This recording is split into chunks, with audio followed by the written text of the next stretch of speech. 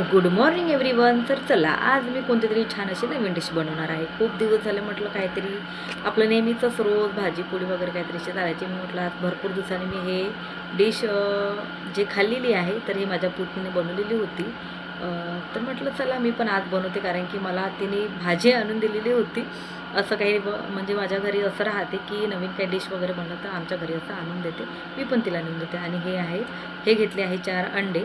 तर कोणती डिश बनवणार आहे तर शेवटपर्यंत व्हिडिओ नक्की बघा, व्हिडिओ स्किप करू नका. तर हे जे अंडे वगैरे खाणारे आहे तर त्यांनी हे खरंच भाजी खाऊ शकतात आणि खरंच खूप छान बनते. तुम्ही पण एकदा नक्की करून बघा. आणि हा बघा माझा छोटासा कार्टून आलेला आहे आणि याचं असं छान हाय बाय असं सुरू होतं. मी हे पालक आणलेली आहे, तर सचिन हे पालक 2 जोड्या आणलेल्या होत्या. तर मी याच्यातून बिलकुल थोडी अलग करून ठेवलेली आहे, कारण की मला डाळ भाजीसाठी वगैरे लागणार होती.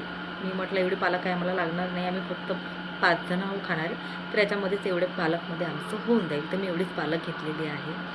आणि हा बघा हा परत अजून आला. तर खरंच याचं खूप कार्टूनपणा सुरू असते. मोठा तर बिलकुल येत नाही. तुम्ही बघितलं आहे फार व्हिडिओमध्ये मी त्याला एखादी वेळा असं अचानक आला तर आला, नाही तर तो असा येत नाही. तर पालक वगैरे मी अशी कैचीनंच कट करून घेते आणि मला खरंच खूप इझी पडते कैचीने असं खोडण्यापेक्षा. आणि पटापट 2 मिनटामध्ये काम होते, असं मला 5 मिनिट वगैरे लागते आपण हे करायला. आणि मग मी 3 तरी वेळा याला वॉश करून घेते, छान व्यवस्थित पूर्ण धुवून घेते, कारण की याच्यामध्ये भरपूर माती वगैरे राहते आणि ते सहजासहजी निघत नाही. तर त्यासाठी मी असं याला 3 वेळा तरी पाण्यातून धुते, परत काढते, परत धुते, असं 3 वेळा करत असते. तर अंडे पण माझे इकडे बॉईल झालेले होते. तर मी म्हटलं चला आता पण याला पण छान फ्राय करून घेते, कारण की माझ्या घरी फ्राय केलेलेच अंडे सर्वांना आवडतात. असे बिना फ्राय केलेले अंडे कोणालाच पसंत येत नाही आणि ते आम्हाला खायला पण बिलकुल आवडत नाही. मला अंडा करी वगैरे करायची राहिली तर मी असेच पहिले अंडे फ्राय करून घेते आणि मगच त्याची भाजी बनवते. इकडे माझी पालक पण शिजलेली होती आणि मी म्हटलं चला आता याचा पण थोडा पेस्ट करून घेते. हे पालक 1.5 जोडी आहे, फक्त 1.5 जोडीचाच, म्हणजे 2 जोड्या आणल्या होत्या, त्याच्यातली मी अर्धी काढून ठेवलेली आहे. आणि हे घेतले आहे 2-3 मिरच्या सांबार आणि 2-3 पाकळ्या लसूण घेतलेला आहे. आता याचा आपल्याला पेस्ट करून घ्यायचा आहे आणि खरंच भाजी खूप छान वाटते. पण एवढंच होतं की माझ्या लक्षातच नाही की पालक पनीर मसाला असेल, तर ह्यामुळे थोडं भाजीची थोडी चव थोडी वेगळी वाटत होती. पण प्लीज तुम्ही स्किप करू नका, कारण की हे पालक पनीरसारखंच राहते. तर हे पालक अंडा करी आहे हे. तर अशीच भाजीचं नाव आहे काहीतरी. तर हे बघा, आणि असं पेस्ट वगैरे झालेला आहे माझा. आणि आता याच्यामध्ये मी थोडा कांदा वगैरे टाकला आहे, थोडं लसूण जिरं टाकले आहे आणि जो पेस्ट होता तो पण टाकलेला आहे याच्यामध्ये. छान याच्यामध्ये असं होऊ द्यायचं, जसं आपण नॉर्मल भाजी वगैरे करतो बिलकुल तशाच प्रकारे, जशी आपण पालक पनीरची भाजी करतो बिलकुल तसंच. फक्त एवढंच होतं की पालक पनीर मसाला याच्यामध्ये होता नाही, त्याच्यामुळे थोडं कन्फ्यूज म्हणजे भाजीला टेस्टच नाही थोडी आली होती. थोडं बरं वाटत होतं, पण 95% बनली, 5%नं थोडा मार खाल्ला भाजी. माझ्या बिलकुल लक्षामध्येच नाही राहिला की पनीर मसाला आहे नाही, त्यामुळे. नाहीतर खरंच भाजी खायला खूप छान झाली होती.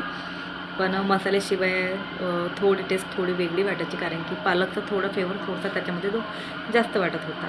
तर हे अंडे मी असे कट करायला घेतले, पण हे चाकून काही बरोबर मला जमत नव्हते.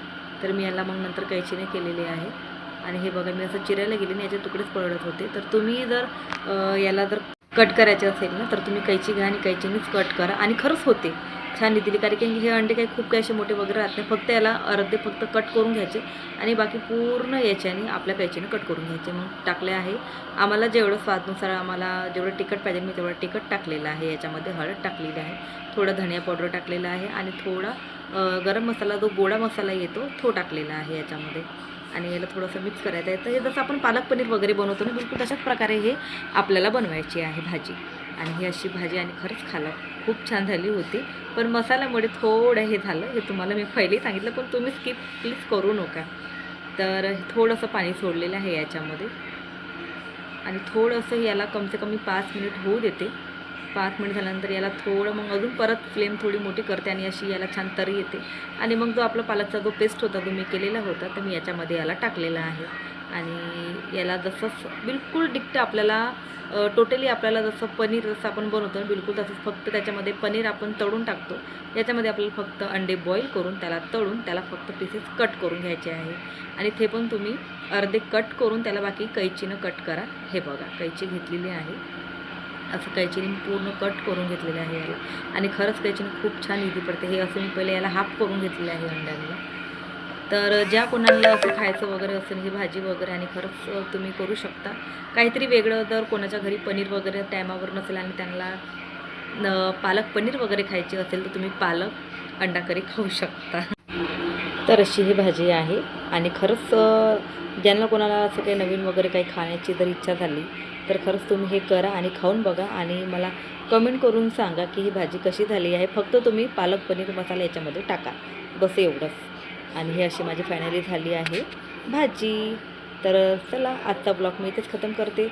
माझे व्हिडिओ जर आवडले असेल तर प्लीज लाईक करा, शेअर करा आणि सबस्क्राईब करायला विसरू नका. तर हे भाजी खरंच तुम्ही करून बघा आणि मला खाल्ल्यानंतर मला कमेंट करून नक्की सांगा की ही भाजी कशी झाली. आणि चला तर असेच व्हिडिओ मी तुमच्यासाठी नवीन नवीन आणत राहील. तर चला बाय.